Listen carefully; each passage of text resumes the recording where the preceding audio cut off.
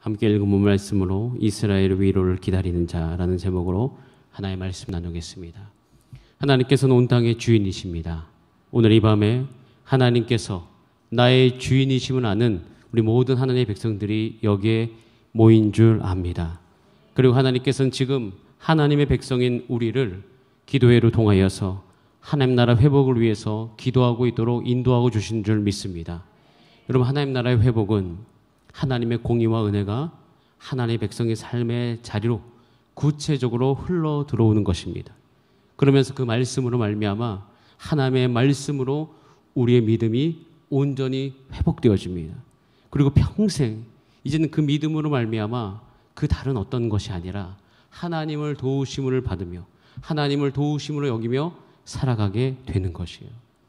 여러분, 본 말씀은 누가복음입니다. 누가복음의 저자는 누가입니다. 누가는요, 누가복음 외에 또한 사도행전을 쓴 저자이기도 합니다.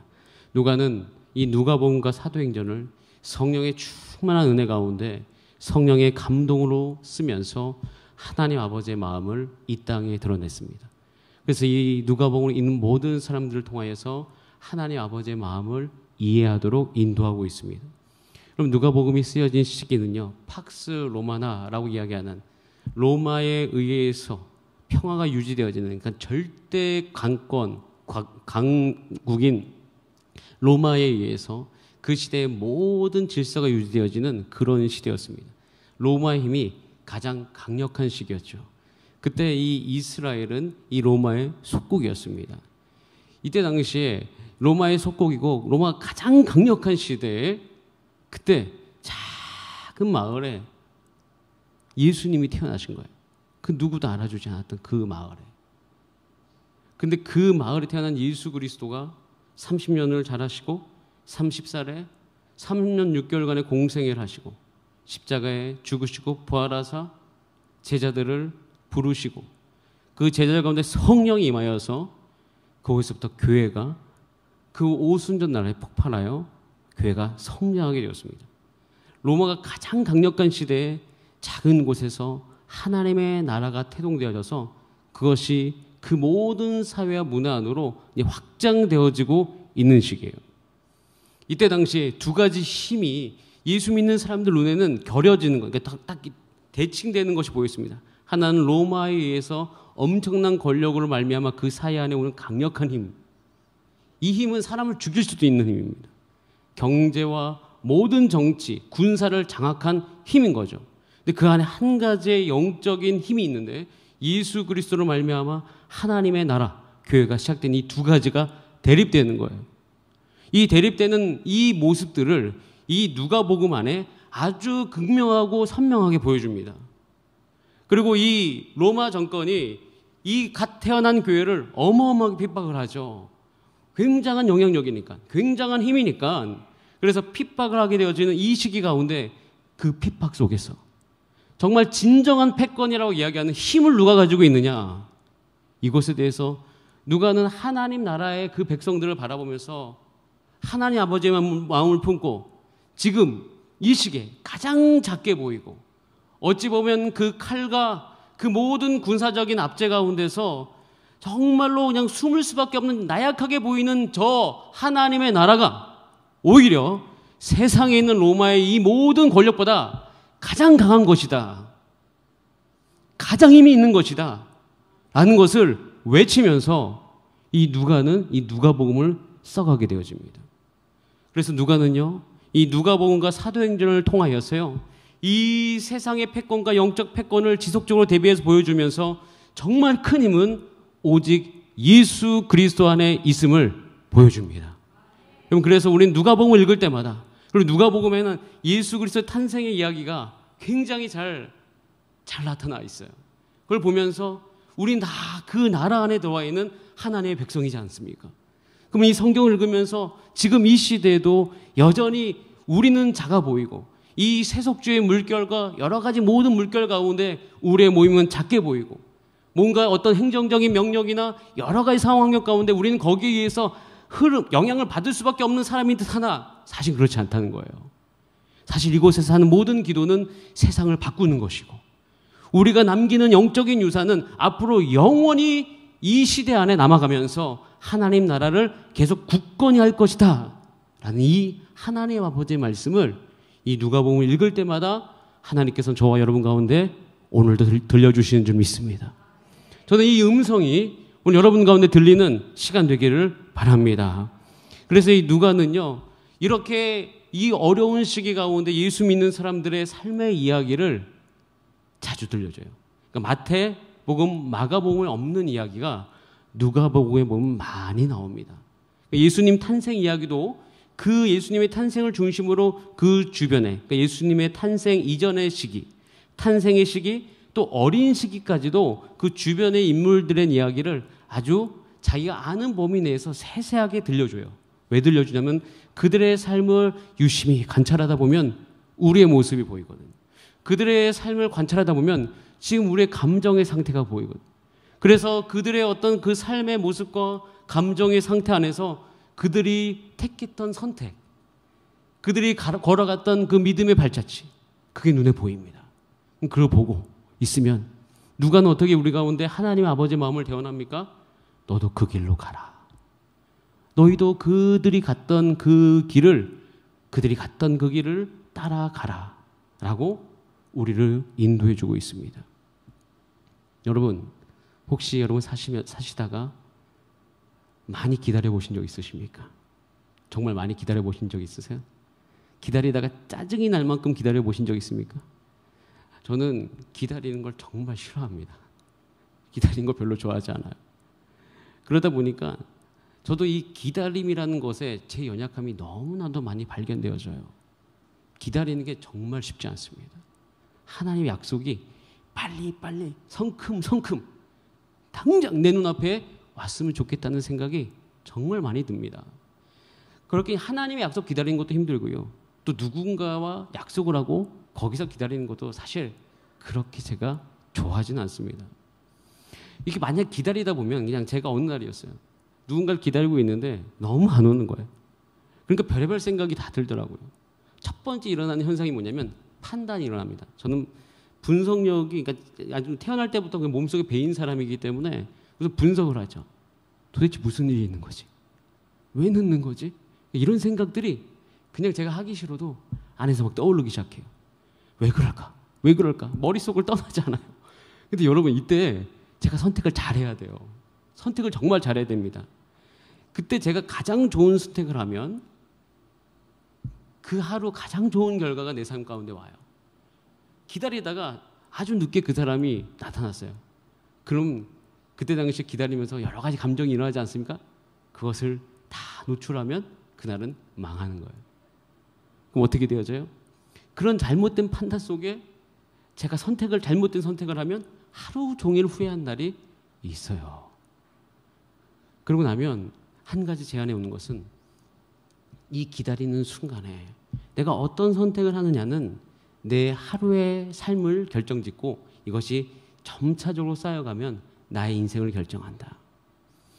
여러분, 제가 이 기다림에 대한 이야기를 잠깐 언급한 이유는 이 오늘 본문의 이 배경, 아까도 말씀드렸듯이 하나님의 백성들은 하나님의 때에 하나님께서 힘을 주시고 결국 승리케 하십니다.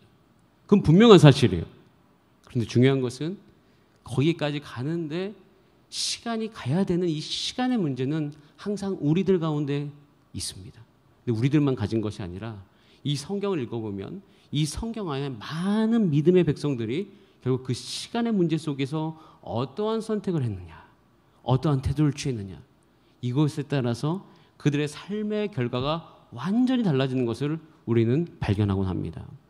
그럼 예수님께서 메시아로 오시기 직전에 이스라엘 상황은 암흑기였어요. 이 암흑기는 흡사 이스라엘 백성들이 이제 야곱이 그 가족 70명을 데리고 애굽으로 건너갑니다. 요셉에 의해서. 근데 거기서 430년간 있어요.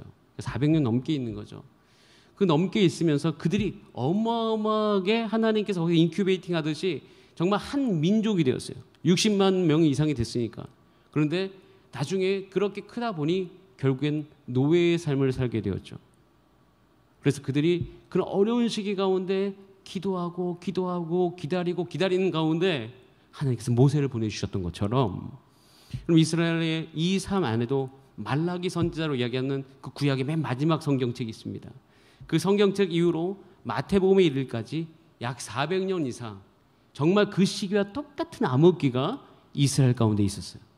그 누구도 하나님의 말씀을 대언하는 그런 어떤 성경적인 메시지가 없었던 것이에요. 그래서 이스라엘 역사 안에는 그 시기를 견디면서 아주 그냥 문화 속에, 역사 속에 깊이 뿌리 박힌 것이 뭐냐면 기다림이에요. 기다리는 백성입니다. 이스라엘은. 그들의 역사 안에서 그 기다림을 행하고 있는데, 이들은 정말, 이스라엘 백성들은 정말 숱한 순환의 역사입니다. 이들의 삶을 보면 그래요. 역사를 보면 여러분, 우리가 다 아시다시피 지금 우리가 뭐 여러 가지 선지서를 묵상해서 이제 새벽 예배에 오게 되었었는데, 그때 이 이스라엘은 아수르와 바벨론에 의해서 완전히 망해버리지 않습니까?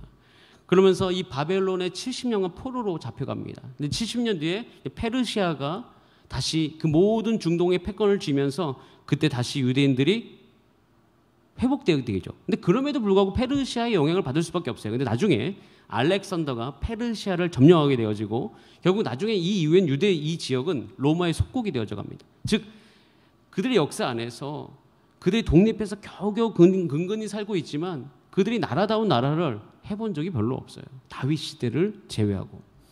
그래서 이들 안에는 계속 기다리는 게 있어요. 메시아. 그 메시아가 오기를 너무나도 기다리는 마음이 있습니다. 그런데 그런 기다림 가운데 이들의 삶 속에 세 가지 형태의 기다리는 사람들이 나타나게 되었어요. 세 가지 형태. 첫 번째 부류가 누구냐면 바리새인입니다. 그럼 바리새인이, 우리가 마태, 마가, 누가, 요한복음에 보면 우리의 가운데 이미 바리새인들이라는 이야기만 들어도 부정적으로 들리지 않습니까? 그런데 처음에 바리새인의 시작은 그러지 않았어요. BC 175년경. 그러니까 예수님께서 탄생하기 175년 전에 셀루커스의 안티오쿠스 4세가 있었습니다. 근데 이 사람이 무슨 일을 했냐면, 그때 당시에 그리스 문화가 굉장히 강력한 문화였는데, 이 그리스 문화를 바탕으로 그 힘을 가지고 이 하나님의 그 나라인 유대교와 합치려고 했던 그때 당시 그 시기가 있었어요. 그래서 그때 당시에는 이 모든 걸 개혁하면서 이 모든 성전의 기금을 마음대로 하려고 하면서 힘을 장악하려고 했었을 그때에 이 모든 유대교적 문화를 그리스적으로 바꾸려고 하는 그 시기에 그걸 지켜내기 위해서 사람들이 하시딤이라는 사람들이에요. 그 사람이 결국 누구냐면 바리새인들이에요. 이 바리새인들이라는 것은 이 유대교적인 그 하나님의 율법을 지키고자 하는 거기서부터 시작되어진 사람들이었어요. 그 메시아를 기다리면서 우리가 변질되면 안 돼. 그러면서 처음에 온전하기 시작한 것이 바리새인이었던 것이에요. 그런데 그들이 나중에 변질돼 가기 시작합니다. 왜 변질되는지 아세요? 이 바리새인들의 많은 사람들이 상인들의 후손입니다. 상인들의 후손이다 보니까 경제적인 활동을 해나가면서 이들이 결국에는 어떤 일을 행하게 되면 타협을 하게 되어져요. 그들이 먹고 사는 문제 앞에서 그들이 타협을 하게 되어집니다. 타협을 하면서 그들이 율법을 바꾸기 시작해요. 바꾼다기보다는 그 상황에 맞게 율법들의 많은 조항들을 붙이기 시작해요.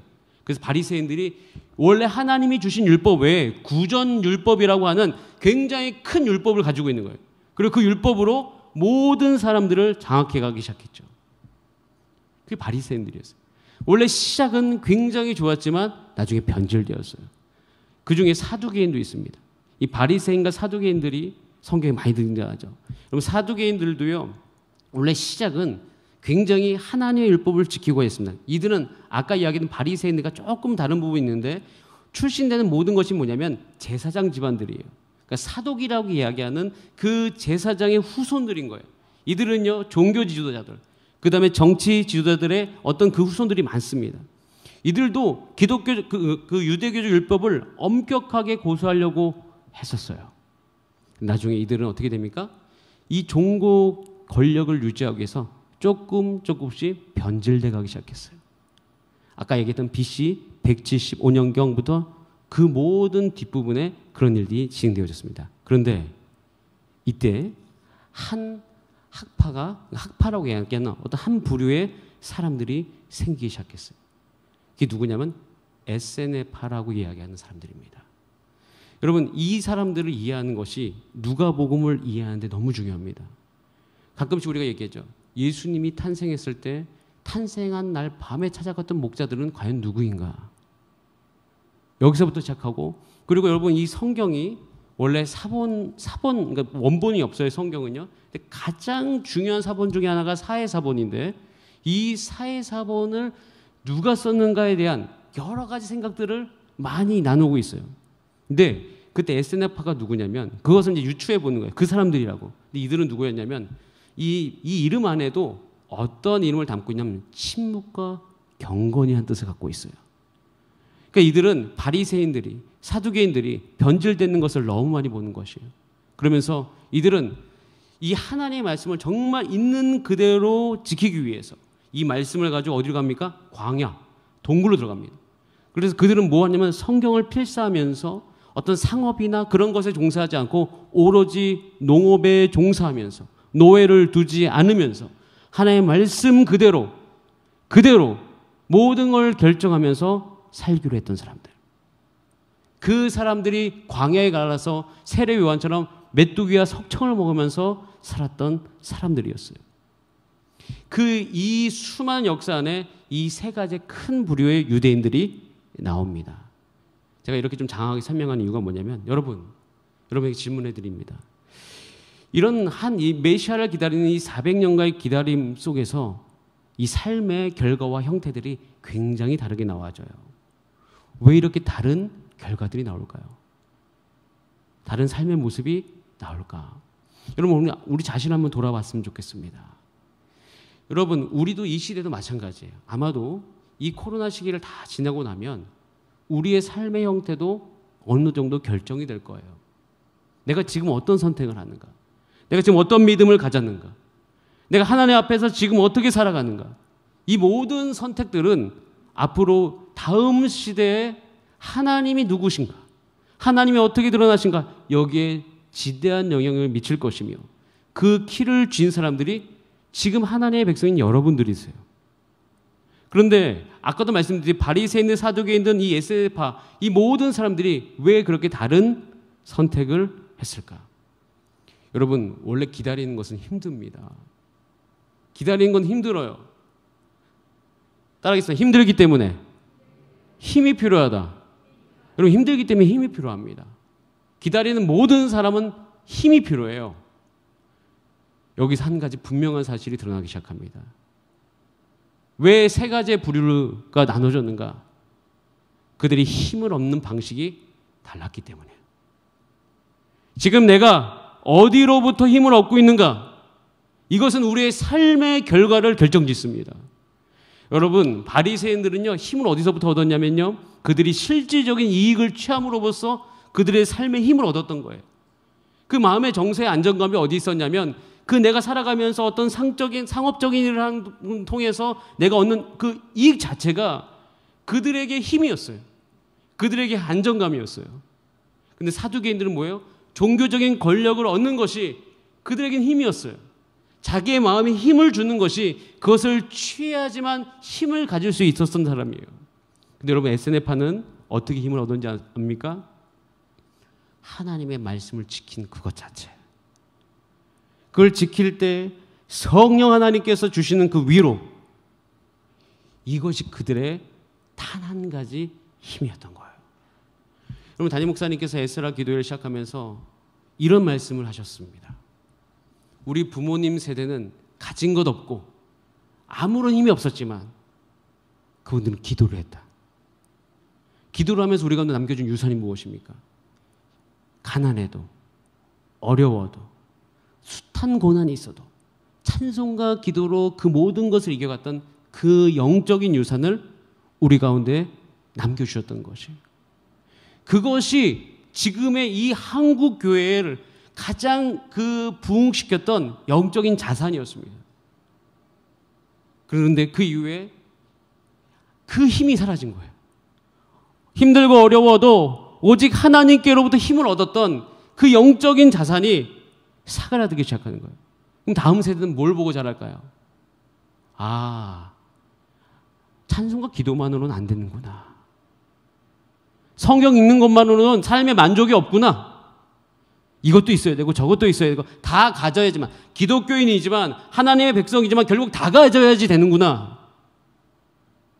이 메시지가 흘러가겠죠. 그것은 영적인 자산과 좀 다른 결이에요. 여러분, 제가 오늘 이 본문을 여러분들에게 들려드리는 이유는 여기 나온 두 인물 때문입니다. 우리 25절 말씀을 같이 한번 읽어볼까요? 오늘 읽었던 본문 25절입니다. 25절 시작. 예루살렘에 시므온이라 하는 사람이 있으니 이 사람은 의롭고 경건하여 이스라엘 위로를 기다리는 자라. 성령이 그 위에 계시더라. 자, 여기 시므온이라는 사람이 나와요. 이 사람에 대한 이 이야기는 누가복음에만 있는데, 누가는 정말 예수님을 기다렸던 사람들을 많이 이야기해요. 시므온이 나오는데 이 시므온은 의롭고 경건해서 이스라엘의 위로를 기다리는 사람이라고 이야기했습니다. 근데 예수님께서 그에게 주셨던 약속이 뭐냐면 26절에 이렇게 나와 있어요. 그가 주의 그리스도를 보기 전에는 죽지 아니하겠다라고 이야기하는 성령의 지시를 받았다라고 기록되어 있습니다. 여러분, 시므온은 잘 기다렸던 사람들이에요. 잘 기다린 사람입니다. 이는 예수 그리스도의 그 모든 탄생을 기다렸던 사람이고, 성령께서 그 기다림 가운데 말씀해 주셨어요. 너가 그리스도를 보기 전에는 죽지 아니하리라. 성령의 능력이 그 위에 있었기 때문에 그는 어떻게 살 수 있었습니까? 그때 당시에 바리새인과 같이 살지 않을 수 있었습니다. 사두개인과 같은 선택을 하지 않을 수 있었습니다. 그는 하나님의 성전에 있으면서 하나님의 성령이 그 위에 머금으로 말미암아 성령의 지시를 받게 됐고, 성령의 뜻을 알게 됐고, 성령의 음성을 듣게 되고, 그것이 그에게 실제였으며, 그 실제 가운데 하나님을 붙들고 결국에는 이 땅 가운데 살아갈 수 있게 되었습니다. 여러분, 저와 여러분의 이 시대에도 우리 가운데 한 가지 필요한 것이 있습니다. 여러분, 이 시기에도 하나님께서 하나님의 역사를 여러분을 통해서 이루어 주실 줄 믿습니다. 그러기 위해서 우리가 오늘도 이 성경 본문을 통해서 구해야 될 것은, 주여, 내가 성령의 사람이 되게 하여 주시옵소서. 성령님, 나를 장악하여 주시옵소서. 성령님, 나를 가득 채워 주시옵소서. 여러분, 이때 우리를 그 어려운 가운데도 이끌어주는 거면 성령의 음성이에요. 성령의 음성. 제가 고등학교 1학년, 2학년 넘어가면서 공부를 할 때 너무 힘들었습니다. 공부할 힘을 잃어가기 시작했어요. 내 인생이 어떻게 돼야 될지 내가 알지 못했던 그 모든 시기 가운데 제가 고등학교 2학년 때 거의 미친 듯이, 죄송합니다, 용편, 정말 마음을 다해서 예배를 드렸어요. 그때 당시에 그 안양에서부터 목요일 날 하는 서빙고에 있는 예배에 정말 늘 매주 갔었어요. 갔을 때 거기서 성령의 지시를 듣게 됐죠. 그게 뭐냐면, 내가 너를 사도와 교사와 반포자로 삼겠다. 내가 너에게 말씀을 허락하겠다. 내가 너를 쓰겠다. 고등학교 2학년 때 사실 공부할 힘이 없었는데 제가 힘을 어디서 얻었냐면 거기서 얻었어요. 하나님께서 나를 확실히 쓰시겠다고 하는, 말을 못하는 저에게 나타나셔서 내가 너를 확실하게 쓰겠다는 그 성령의 음성이 내게 있었기 때문에 제가 그 기간을 버틸 수 있게 되었습니다. 여러분, 하나님의 백성은요, 성령의 음성이 끊기면 못 버팁니다. 성령의 음성이 메마르면 우리는 앞으로 한 발자국도 나갈 수 없습니다. 성령의 음성이 메마르면 우리는 다른 것에 눈을 돌려요. 우리가 이 세상 사람이 갖는 것과 똑같이 가져야만 결국 그때 만족을 누리는 그런 삶을 살게 된다는 것이에요. 여러분, 그래서 우리에게 오늘 이 밤에 참석할 여러분 가운데 한 가지 정말 외쳐서 해야 될 기도는 뭐냐면, 하나님, 내가 성령이 내 삶을 장악하셔서 성령의 음성이 내 안에 확신으로 다가오는 은혜를 누리게 하여 주시옵소서. 이렇게 함께 기도하는 이 밤 되기를 간절히 원합니다. 여러분, 이렇게 되어지면 정말 불가능한 일도 가능하게 됐는데, 오늘 읽었던 36절 말씀 잠깐 볼게요. 36절에 또 다른 사람이 등장하게 됩니다. 같이 한번 읽어봅니다. 시작. 또 아셀 지파 바누엘의 딸 안나라는 선지자가 있어 나이가 매우 많았더라. 그가 결혼한 후 7해 동안 남편과 함께 살다가 과부가 되고 37절입니다. 37절까지 시작. 과부가 되고 84세가 되었더라. 이 사람이 성전을 떠나지 아니하고 주야로 금식하며 기도함으로 섬기더니. 한 여자가 있어요. 선지자입니다. 나이가 지금 매우 많아요. 그런데 이 사람은 인생이 참 고달픕니다. 왜냐하면 결혼한 후에 7년 만에 과부가 되었어요. 이때 당시에는 결혼을 빨리 했습니다. 거의 10대 다 했죠. 그러면 아무리 생각해도, 아무리 늦게 잡아도 과부가 된 시기는 20대 초반.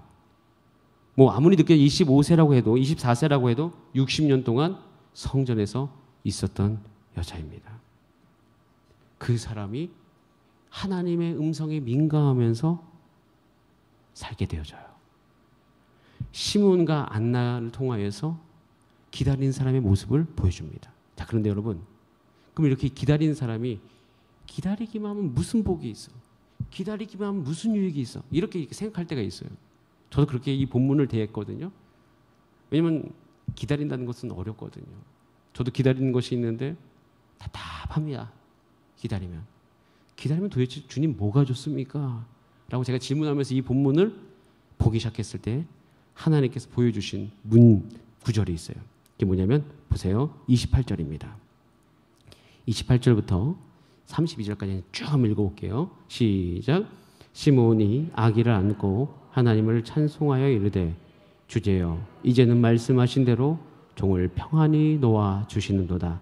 내 눈이 주의 구원을 보았사오니 이는 만민 앞에 예비하신 것이요 이방을 비추는 빛이요 주의 백성 이스라엘의 영광이니이다 하니.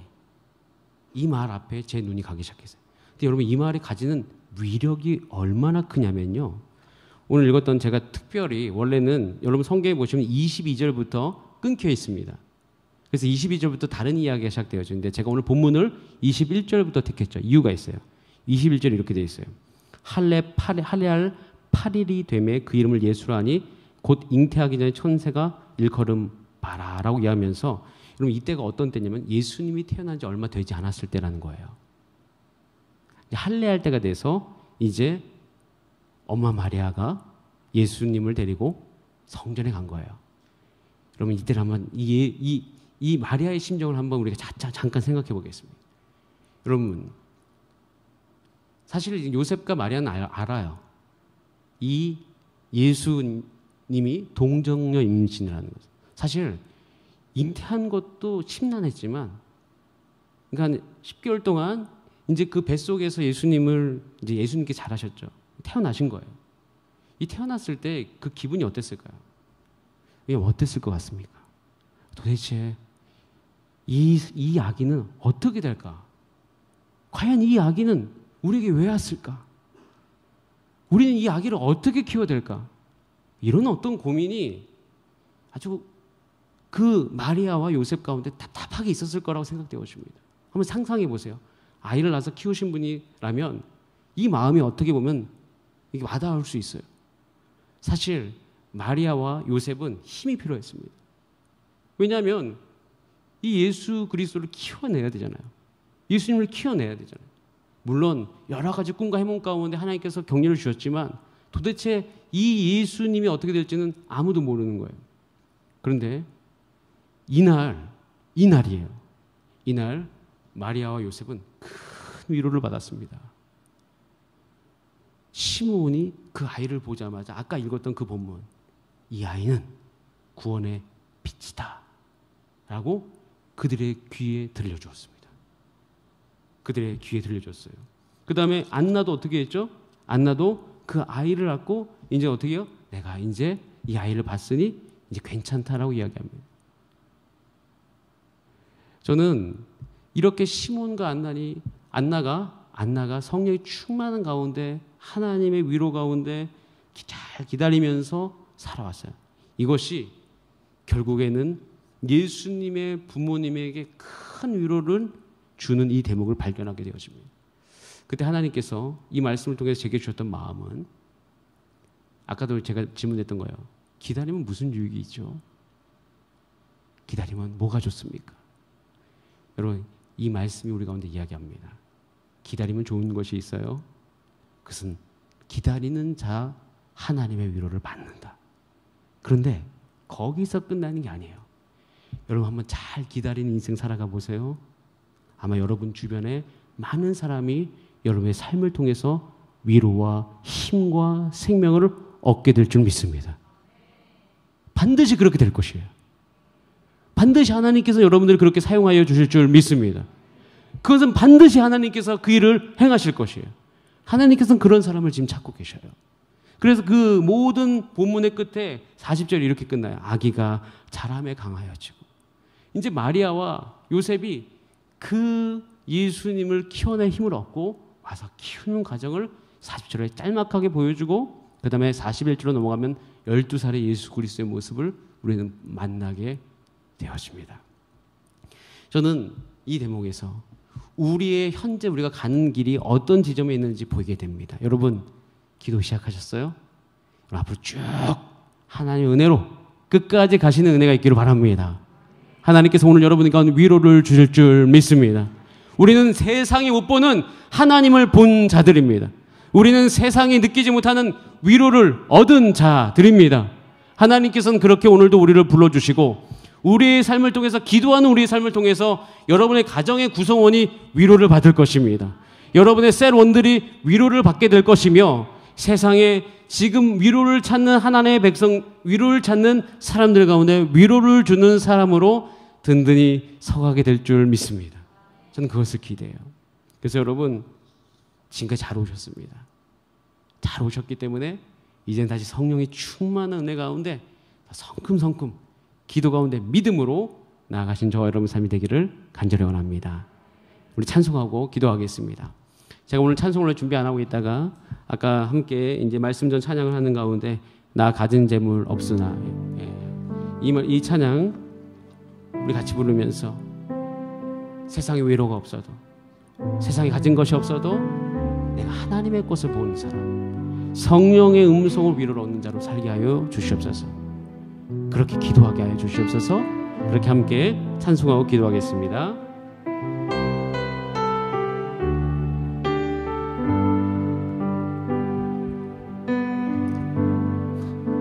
가진 재물 없으나 남이 가진 지식 없으나 나 남에게 있는 건강이 있지 않으나 나 남이 없는 거 있으니 나 가진 재물 없으나 나 남이 가진 지식 없으나 나 남에게 있는 건강이 있지 않으나 나 남이 없는 거 있으니 나 남이 못 본 것을 보았고 나 남이 듣지 못한 음성 들었고 나 남이 받지 못한 사랑 받았고 나 남이 모르는 거 깨달았네.